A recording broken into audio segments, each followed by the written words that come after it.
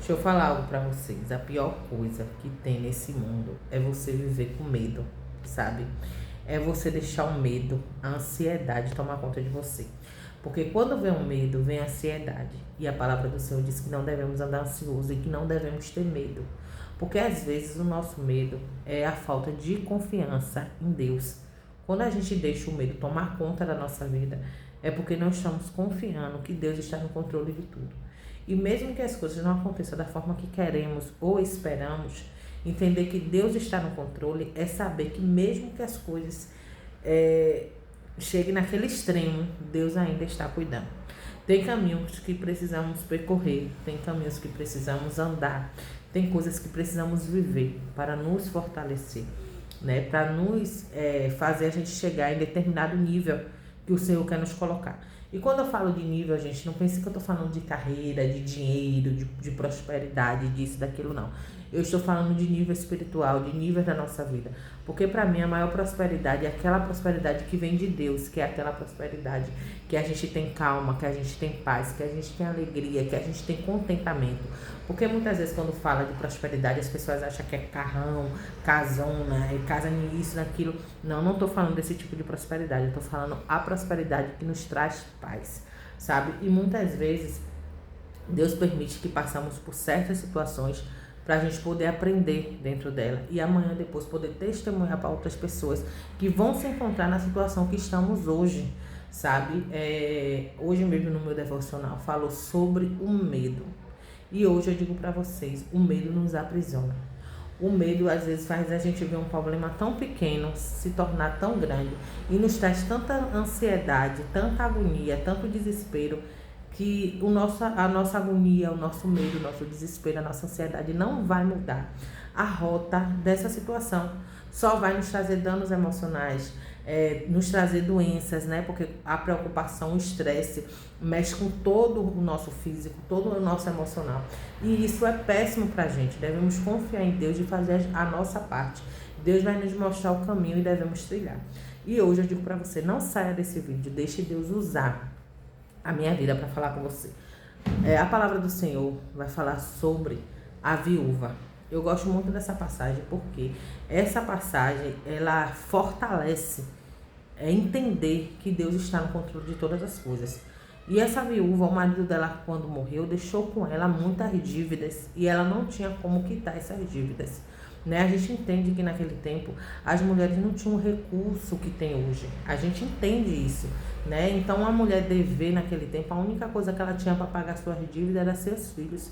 E os credores queriam os filhos dela para levar como escravo para fazer aquela quitação de uma dívida que era do seu marido. Que quando ele morreu, essa dívida passou a ser dela, ela herdou essa dívida, né? Então, assim, essa mulher, ela poderia simplesmente dizer, tá tudo certo, é o normal, é a norma, é como é o tempo, é como é a vida, eu não vou ser a primeira, nem vou ser a última que perde meus filhos para os credores. Quantas mulheres já passaram por isso? Só que a diferença dessa mulher foi o posicionamento dela. A diferença dela foi não aceitar, ela não temeu a situação, ela não se rendeu à situação, ela procurou meios que pudessem ajudar ela a sair dessa situação. Um exemplo, a palavra do Senhor vai ser bem clara em dizer que ela foi até um homem de Deus, uma pessoa que pudesse dar a ela uma direção. Ela não foi lá para o homem de Deus pedir dinheiro, ela não foi lá para o homem de Deus pedir para conversar com os credores, para não levar os filhos dela ou dar mais prazo ou qualquer coisa parecida. Ela foi lá contar a situação dela para que ele desse uma solução. Ela não foi lá com as soluções na mão, porque muitas vezes a gente vai diante do Senhor dizendo, Senhor, mas se eu fizer isso, aquilo, outro, vai dar certo. E não é assim, gente, porque o seu planejamento é um, de Deus é outro. E creia que o de Deus é muito melhor do que o seu. Porque Deus, ele diz, eu sei os planos que eu tenho para vós. E tudo que Deus faz é melhor, porque Deus, ele consegue ver o amanhã. Deus consegue ver coisas que a gente não vê. Deus sabe coisas que a gente não sabe. Deus ouve coisas que a gente não ouve. Então, ela foi lá atrás desse direcionamento. Quando ela recebeu, ela chegou até o homem e perguntou, minha filha, o que é que você tem? Preste atenção, o que é que você tem? Ela disse, Senhor, eu não tenho nada, a não ser uma botija de azeite. Preste atenção nisso, porque às vezes o nada que a gente acha que não tem, o nada que a gente acha que não sabe fazer, é exatamente o que precisamos. Porque quando a gente pega o nada ou o pouco que temos e entregamos nas mãos do Senhor, Ele faz com que esse pouco ou nada que achamos que não é, seja algo que vai mudar totalmente a nossa vida. E Ele diz, vai lá, volta para tua casa, fecha a porta entre os seus, pede vasilha emprestada e não poucas, pede muitas e derrama esse azeite sobre essas vasilhas. E depois você vai pegar esse azeite e vai vender. A palavra do Senhor diz que ela fez isso. Ela foi para a sua casa, fechou a porta diante dos seus, pediu muitas vasilhas emprestadas. A fé dela pediu, quanto mais vasilha ela pedisse, maior seria o seu milagre, né? E ali ela derramou aquele azeite sobre as vasilhas. Enquanto tinha vasilha, o azeite derramava. E ela foi e fez o homem de Deus saber o que tinha acontecido. E ele diz, então vai agora, vende o teu azeite, paga a tua dívida e vive do resto. Então assim, gente, deixa eu falar algo para vocês. Essa mulher poderia ter se acomodado, mas não. Você vê que Deus deu o direcionamento a ela, deu, mas ela também teve que fazer a parte dela. Ela teve que pedir vasilha emprestada, ela teve que crer, ela teve que obedecer a direção e por último ela teve que vender para poder pagar os credores. Dívidas têm que ser pagas, independentemente. Dívidas têm que ser pagas. E você, em nome do Senhor Jesus Cristo, vai pagar e vai honrar as suas. E você vai pedir ao Senhor Jesus para que Ele te dê uma direção dentro daquilo que você já tem, para que Ele possa resolver, né? Você vê, o homem de Deus poderia lá quitar a dívida dela, ou poderia simplesmente conversar com os credores, mas a palavra do Senhor diz que ela viveu o resto da vida daquilo ali. Então, provavelmente, ela pode ter virado comerciante na área de azeite e ter vivido. Então, o Deus não só resolveu o problema dela, mas como deu a ela um sustento para ela e os filhos o restante da vida.